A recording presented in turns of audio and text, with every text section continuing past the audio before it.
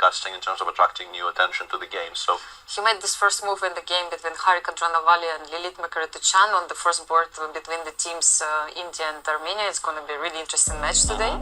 And in fact, in the open section, we did not spot it, but the first move was done by Faustini Oro, who is obviously very well known, already a chess prodigy.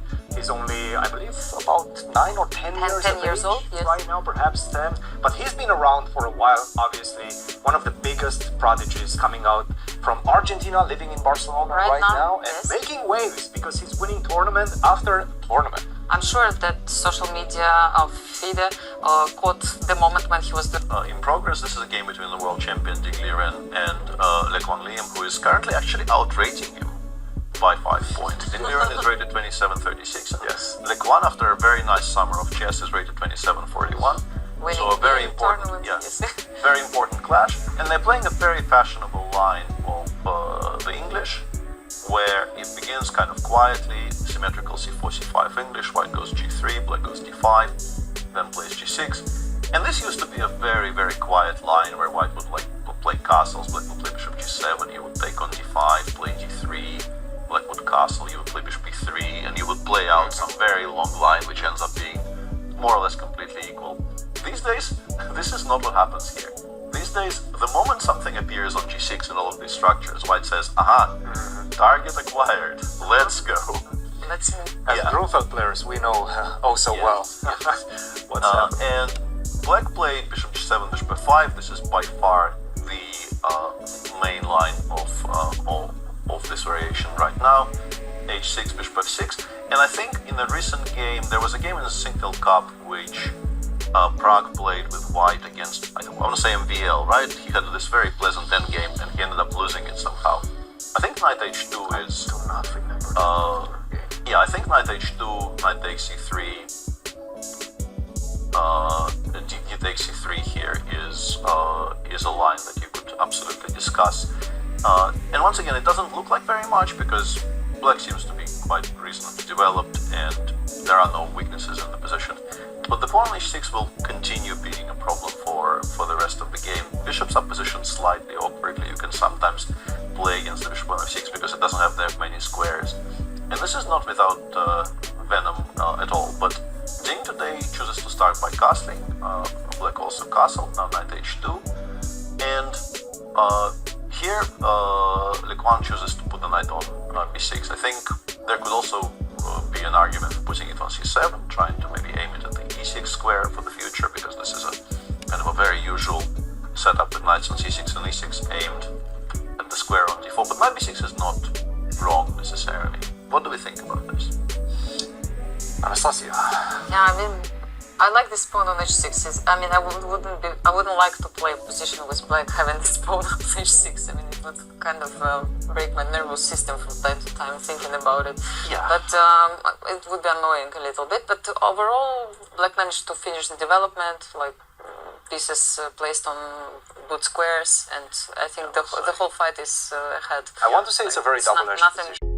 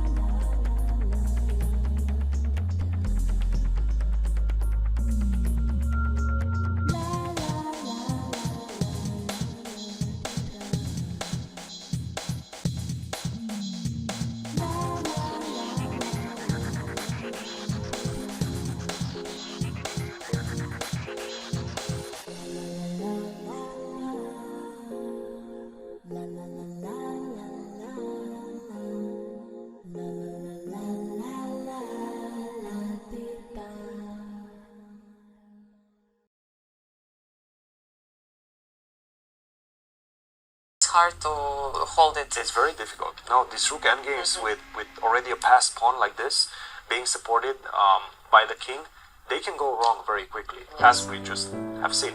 If I can avoid rook endings, I do my best. Yeah, that's probably the right way to approach them. But of course, I mean, it was a joke. If you know it's completely drawish, of course you go for it. It's top players, they know what they're doing. An easy way to do would be king to c2 or rook to h7 is a very technical way of forcing matters. Rook to a2. Now you can even go king to c1. There's no more. King to c3. He decides to play. We're watching right now the finishing touches by Quang Liem in his absolutely crucial match against Liren. Crucial match for Vietnam against China.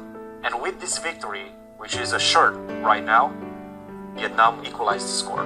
Yes, and I just wanted to update you that Fabi is still playing this position, and it's like still looks pretty drawish. Just for you to know. Great. Yes. No. Thank you for updating me. I found it finally. You found the game. Yes, it took me some time to find. So, king to b3, which is played, and now once you put the rook on the 8th rank, which I believe he has done, I have enough time to cut your king. Rook to e7, cut the king on f2, do not let the king approach the pawn. Yep, it's on the He board. has still 25 minutes to think You don't need about, but he 25 doesn't need. He knows these positions I by think heart. it's about, Yes. thing is about to resign. Yes, you're absolutely right. It's Thing is about to very resign. sad. Well, it's one of those games. Look, you sometimes lose games in which you know towards the end, all the way towards the end, that you have some chances. Right now, both of these players know that none of them, well, this result is not going to be changed. Both of these players know the result of the game. They're just going through the motions. They've seen this end game so many times. A technical situation right now. Yeah. Liren is on our screens, and yeah, he has to think about a very set position. Of course, yes, he just stops the clock and resigns here. We see the final handshake, which means a draw in the match between China and Vietnam. We'll discuss it with you, Christian. I think it's time for us also to go for a short break, and we'll come back to check the final moments of the matches. I think you're perfectly right. We're going to leave you guys with something to watch on your screens. Until then, we're going to come back shortly. Stay with us. We'll be back with the end.